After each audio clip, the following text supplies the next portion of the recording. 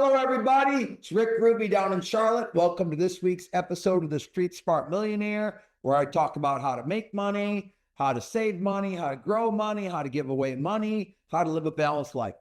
You know, recently I've watched a movie and a show that I've been recommending a lot. I watched a movie called War Machine about this guy that wants to be an Army Ranger, and he's the toughest guy I've ever seen in my life.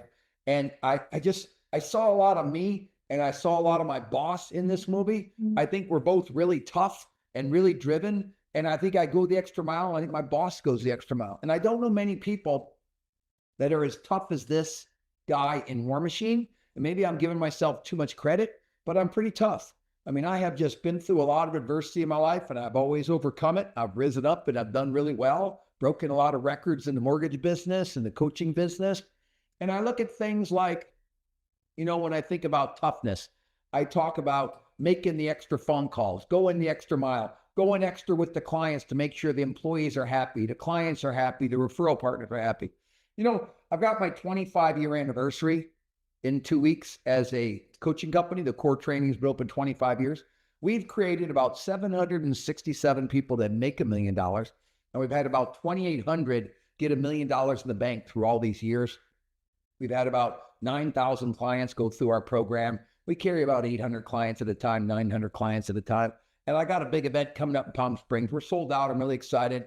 I got my 345 members coming. I got 135 guests that are paying me $5,000 to come learn from me. And I'll tell you what we're going to talk about.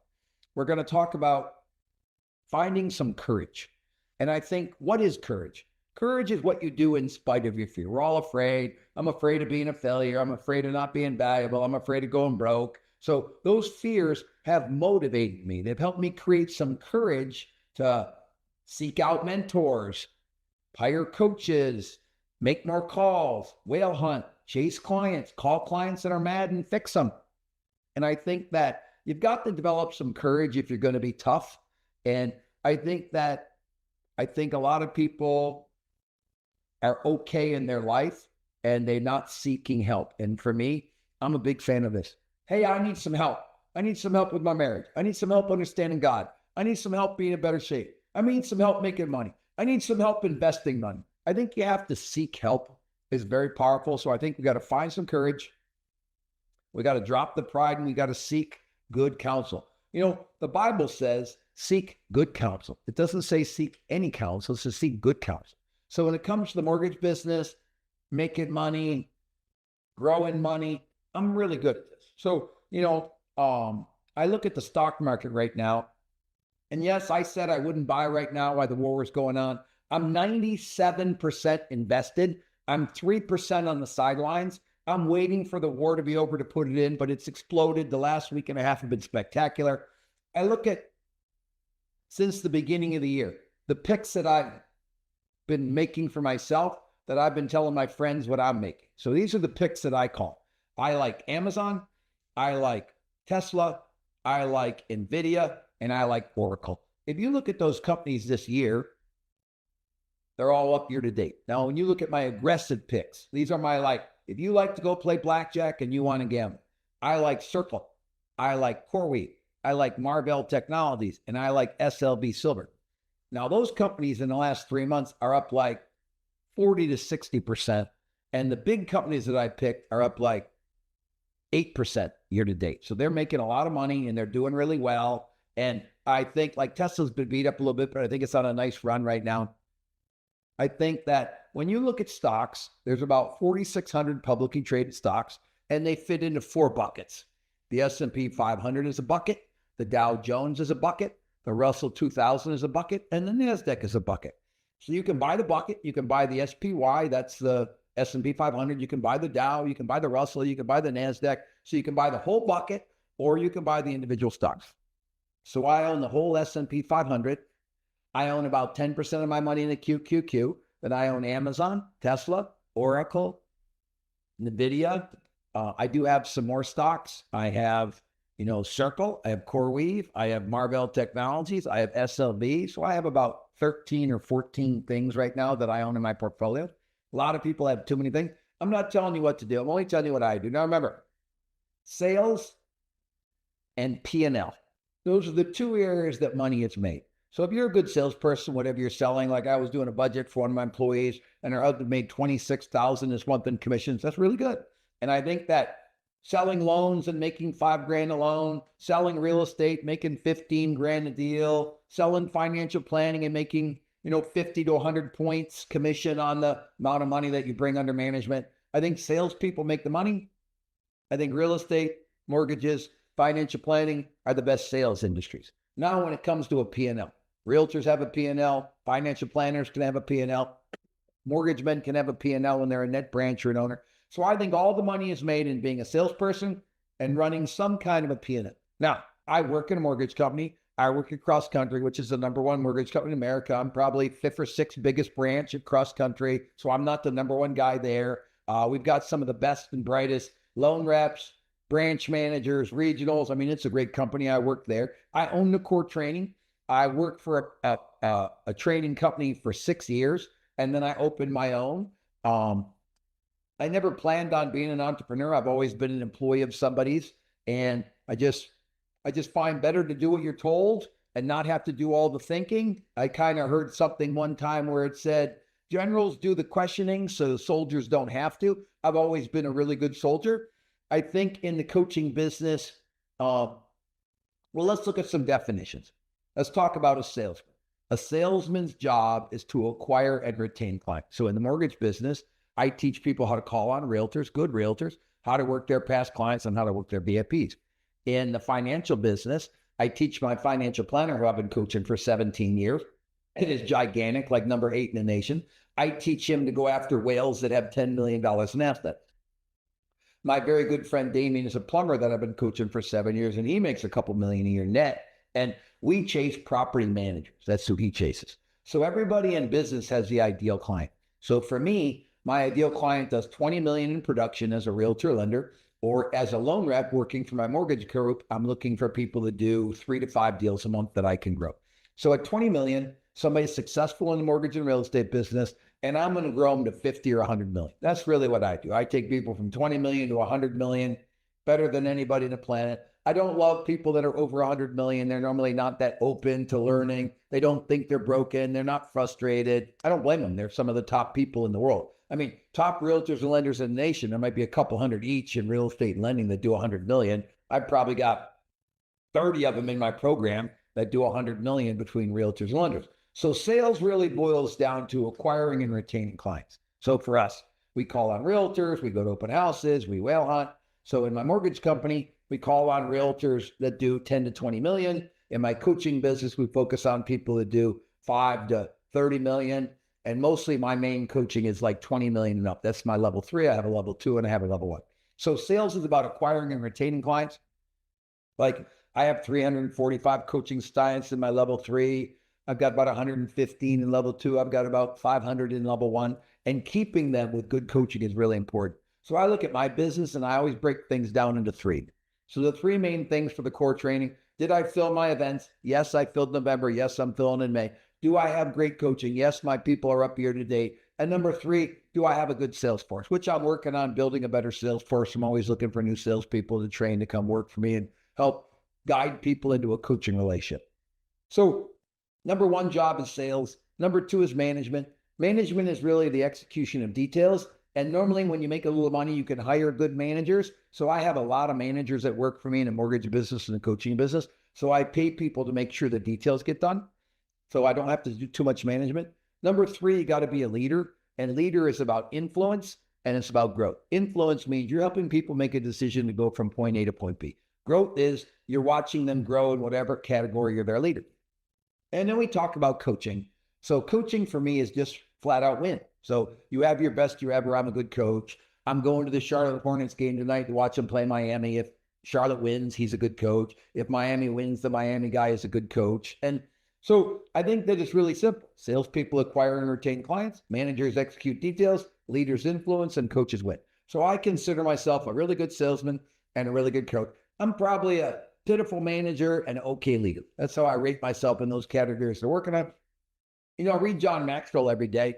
I read John Maxwell's Leadership Daily Secrets. And today, John Maxwell said, stop worrying about personal accolades and help the team win. That's good advice. And then I read the proverb every day. And the proverb today, all hard work leads to profit. Now, what is the hard work? So if you're investing in the stock market, the hard work is listening to your financial planner, researching stocks, watching trends, seeing what the market's doing, having a good gut about what you think is going to happen, following through, having some courage and buying some stocks in a bad market. That's all part of the work in the stock market. In the mortgage business, generating 50 or 60 leads a month, converting those leads to do 15 deals. I interviewed one of my really good clients yesterday, a wonderful lady, does 110 million, really good loan rep, makes really good money, great at getting the clients, great at taking care of the clients. We're working on her money management skills. She's got some emotional issues around money that I'm helping her work through, and I'm going to coach her through this money so she can accumulate more wealth. But as far as a loan rep, top notch. As far as a human being, top notch. She's got some money management we're going to work on. Everybody has something they need to work on. And when you can raise your hand and say, hey, Rick, I need help on my sales. Hey, Rick, I need help building a team. Hey, Rick, I need help in money management. And if you came to me like for godly help, I'd send you to my mentor. That's a really good evangelist and was a preacher for a long time. If you needed marriage help, I've been married twice, so I don't know if I'm an expert. I was married 14 years the first time, 22 years the second time. I'm much better at the second time than I was the first time. I will tell you that. I'm much better at it, but I got a lot that I'm working on. If you want an advice on kids, my kids are pretty great. My kids are 42 and 40. They're both married in their first marriage. They both got grandkids. They both live within a budget. They're not like spoiled brats. So back to the beginning of the two shows I like War Machine as a movie, and I like the show Madison. Madison is in a show written by Taylor Sheridan, who wrote Yellowstone and Lioness and Landman, writes some really cool stuff about a guy that's really successful, doesn't love his job. He loves Montana fly fishing. And he dies, and his wife and kids go there, and his kids were little spoiled, rotten brats. And they learn a different style of life when you're not online. It's funny that this is my cell phone to this day. I got a flip phone, and I make calls and I get calls. I don't do any texting. I don't talk on ChatGPT. I keep it really simple. I want to be in the relationship business, and I want to be a point of sale mortgage man and coach. That means I talk to the realtor. I talk to the borrower. That means I talk to the coaching student. I talk to the coaches. And I want to be point of sale in my business. And that's why I try and stay away from a lot of technology, and I try to be more relational. But I think that, making good sales and chasing whales, that's really the secret. So if you're a realtor, you're chasing local people in the community that are successful. If you're a lender, you're chasing realtors and past clients. Now, we talked about courage. Courage is what you do in spite of your fear. I don't know that I'm brave, but I have a lot of courage. I'm willing to call anybody, have a conversation, chase people, pursue them. And it's like, I will tell you this, I work really hard to be valuable. So whenever I meet somebody or I'm coaching somebody, I work really hard to make sure they get more out of the relationship than they were hoping for. I'm doing my graduation calls right now, and I had a kid that's graduating from my level 3. He made $265 when he hired me. Last year, he made $475. He had $202,000 in the bank. Now he's got $475 in the bank. So he's up 72% in income in 2 years, and he's up 125% in his bank account after he's paid. He's a great client. He just signed for another 2-year contract. So I'm going through all my graduates. Out of my 24 graduates from 2 years ago, 1 did not break the records that we agreed to. That's really good coaching. So I think I'm getting really good results. I think if you're a lender or a realtor and you want really good results, I'm tough. I'm fair, but I get great results. I just tell you, I don't coach other industries. I have a couple of people I coach in other industries, but mostly I'm in the real estate and lending coaching. I get great results. If you're in a different industry, hire a coach, but make sure he's an expert. If you want to be in shape, hire a personal trainer. You want to understand God, be connected with a preacher or an evangelist that you can get some counseling from. You want to have good kids, hang out with somebody that has really good children. I'm a big fan of your environment creates your outcome. So whoever you're hanging out with is who you will become. So if you're hanging out with really successful, grounded people, you'll be really successful and grounded. So I'll tell you what I did after I watched Madison. After I watched his love story about simplicity and fly fishing and finding your happy place, I listed my dream home.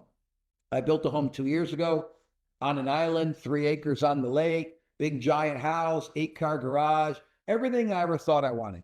And ever since I watched Madison, I live on a farm on the weekends. Me and my wife decided the farm is our happy place. So we're selling the lake house, We're going to build a nice house on the farm, not like the big house we had, about half the size of the house we're selling. And we're going to have a simple life, and we're going to live on the farm. I've got about 130 acres in North Carolina, and we have 75 animals. We have cows, goats, chickens, ducks, alpacas, donkeys, all kind of animals. And it's just a great joy to take care of the animals and, clean up after them and make sure they're fed, make sure they have vet care. So here's what I would tell you. I've been working for a long time, and I've been chasing success my whole career. And I will tell you the truth, I don't feel successful. I feel blessed and I feel well off, but I don't feel successful. I think there's always somebody that makes more money than you. There's always somebody that has a bigger bank account than you. There's always somebody that has a better marriage. There's always somebody at 65 that has a better body. There's always somebody that has better kids than you. So I'm always comparing and chasing, like, to be successful and to end up, like, I look at it like somebody asked me, at this point in my life, what's the most important thing? The most important thing is how many people are at my funeral, what they say about their time with me, what they learned, how much they grew, why they were under my authority. So I will tell you some words that I really believe in, and we'll finish with a dictionary game. I love the word courage. It's what you do in spite of your fear. I love the word surrender to an authority and a process. Who's in charge of you? I love words like obedience, that you follow an exact recipe. Like I have an exact recipe in the mortgage and real estate business. Follow my recipe with enthusiasm. You'll make beautiful food. I think that those are really good words. I think that purpose is a big word. I look at my purpose to create disciples for Jesus, to create millionaires through the core and help people find life balance. I think those are good words. I think vision is a good word. I see my company having 400 people making $1 million would be my dream vision. I would like to have like 40 loan reps closing 300 loans a month. I like my bank account to one more time double, which it should do in the next 5 years. I started a charitable foundation about 1.5 years ago, and I'm putting a lot of my money into the charitable foundation. And at first I was struggling with it because like, oh my gosh, I worked so hard for this money. But now I'm really enjoying dumping a big part of my income into my charitable foundation to leave a legacy that goes on. So I think it's about your lifestyle, your retirement, your legacy. I think that's why you work hard. Now, when it comes to balance, I work about 50 hours a week. I work out twice a week for 2 hours. I sleep 8 hours a day. I farm all weekend. I'm either doing hot rods or farming at least 10 or 12 hours on the weekend. I work my regular job about 50 hours a week. I go on a date every week with the wife. Sometimes we walk the dog. Sometimes we go out to dinner. I see my kids and my grandkids probably 10 times a year. They're all grown up. I love them, but I don't see them all the time. I talk to them on the phone and Zoom them more than I see them. I think I have 5 really close friends. I think that's important that you have a ride and die of 5 really close friends that you care about, you worry about, and they worry about you and care about you. So I think I have pretty good balance. I got saved when I was a young man. Always recommitting myself to Jesus because I'm always finding myself sinning more than I would like. And I'm always trying to improve myself to get better. End of the day, one word mattered. Get better. I think if you get better in your job, your body, your marriage, your kids, your relationship with God, your friendships, life is pretty good. I think the mortgage business is an unbelievable business. If you ever know or anyone wants to get into it, track me down. I'll be glad to find you a good place to work wherever you live. I think that the Core is the best mortgage training company in the history of the mortgage business. 25 years, 767 millionaires. The numbers don't lie. If you're in the mortgage business, hire me. My level 1 is for under 10 million. My level 2 is between 10 and 20 million. My level 3 is over 20 million. My events are always sold out. I don't do it for the money. Everybody else does. I do it for the love of the game and the legacy in the industry. Next week, I got a really great guest. So tune into the Street Smart Millionaire next week, and we'll learn how some other people have become successful and what they're doing. But here's what I will tell you. Always get better. Always, always, always get better. Never think you're successful. Never think you're too great, because that's when you fall. Whenever I've had pride and thought highly of myself, or man, we're doing really well, the fall always comes after the pride. So when you think too highly of yourself, you're going to get knocked down a peg, because really, one of the best words in the world is humility. And it's just like, let your game do your talking. You don't have to, talk about what you're doing. I think your game, your results speak for themselves. I think that my results in the mortgage business, my results in the coaching business have been pretty solid. And I think if you're in those industries, you should hire me. If you're in a different industry, go hire somebody with long-term proven role. Don't hire some guy that's been in the coaching or training business for a couple, 2-3 years. Hire somebody that's been around a long time. I want to tell you, I appreciate you following me. I appreciate you watching me. We had about 340,000 watch the last podcast last week. Thank you all for paying attention. I hope I'm giving you some great insight in a short half-hour time. Have a great day. Have a great week. Go be all you can be. And remember, just get better. Rick Ruby, Street Smart Millionaire, over and out.